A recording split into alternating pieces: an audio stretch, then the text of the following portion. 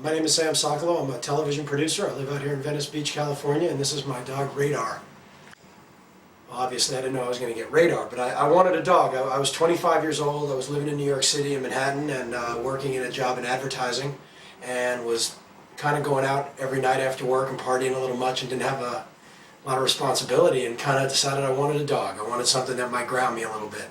So I went out looking for a dog and went to both ASPCA's up on the Upper East Side, and went out to Brooklyn, and somebody suggested the Humane Society on 59th Street because they don't euthanize dogs and the dogs are a little calmer, not as kind of crazy, and I wanted a nice, easy, mellow dog.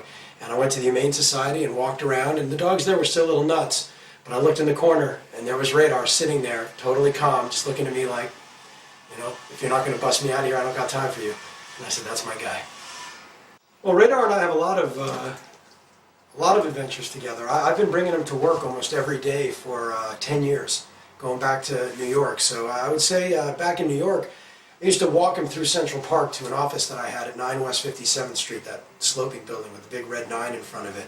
My boss said if I could figure out a way to get him up there every day, I could bring him. So I made friends with the maintenance guys and went in the back elevators and used to bring him up every day. And I was there in 1996 when the big blizzard of '96 hit, started falling in the middle of the day when I was still at work, and I had to end up running home through Central Park all the way from 59th Street all the way uptown to 96th Street with Radar through the snow. So I think that was pretty much as much fun as we had back in New York. Every day's been an adventure out here.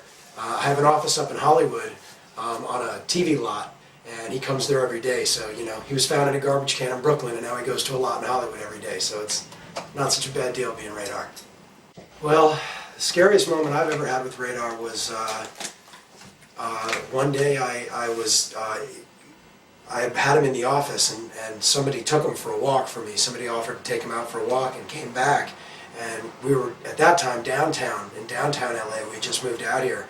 And he came back up, and I started petting him, and then I looked down, I had blood all over my hands, and somewhere on the side somehow he had opened up a gigantic wound, and this person said they didn't see anything, and I don't know, it looked like somebody hit him with a screwdriver or something. I don't know how it happened, but he had opened up a gigantic gash, and it just freaked me out. And it was like a Kramer versus Kramer. I lifted him up, I ran him to the hospital, and so we've had a couple of scares. I like having a kid, and they don't know how to explain to you what's going on. So some things happen to the dog, and it's always a little scary because you never really know what's happening. But we've survived all the wars. He's 14 and a half and living large. I think about leash laws to a degree the same way I think about most laws, that they're there to serve the common denominator. Everybody thinks their situation or their pet or anything is special, but there are a lot of dogs out there that do act and do have minds of their own, and you have seen stories of dogs mauling kids. And I think that in a population as big as Los Angeles or New York or any of the major cities, I think leash laws are probably appropriate. I do think that I walk this guy off a leash, but he's 14 and harmless, and of course I think he's the exception. One of the best things that I've heard about leash laws is somebody once said, they spend a lot of money having dinner with people that they don't like, so why not spend $100 every once in a while and let your dog run around and have fun? So I thought that was pretty appropriate. But all in all, I think, like anything, they're probably appropriate, but I certainly break them. Yeah, I'm not sure there are too many sacrifices with a dog. Obviously you have to get home to take care of them once in a while, and I guess there's a little peace of mind issues when you travel. So you got to leave them behind, and you worry about them, especially if, my wife and I go out together or out of the city, we got to board them or something. And we found some really great camp type places for dogs that are fun, but you always worry about them a little bit when you're gone.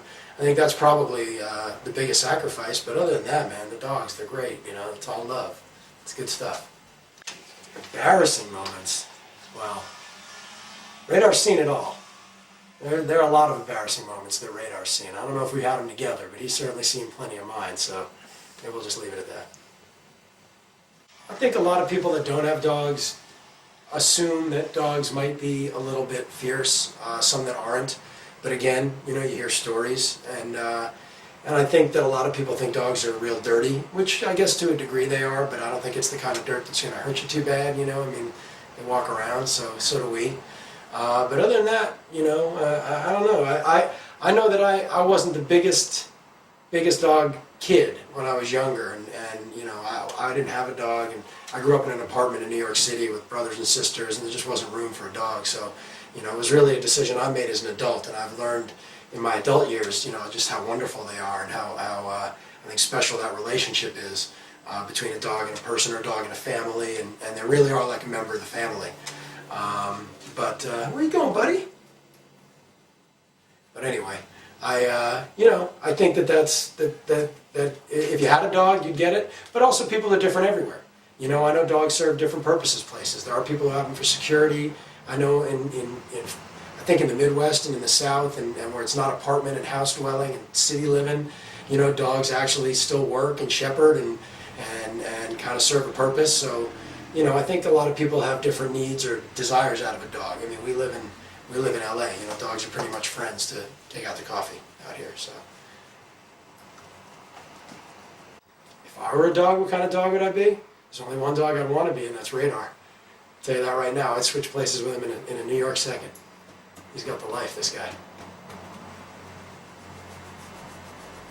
I guess if I have to tell you what kind of dog I would be, I don't really know. I mean, you know, it'd be some, you know, dazzling dog from New York. I mean, it'd be some, you know, maybe, I don't know, you know, it's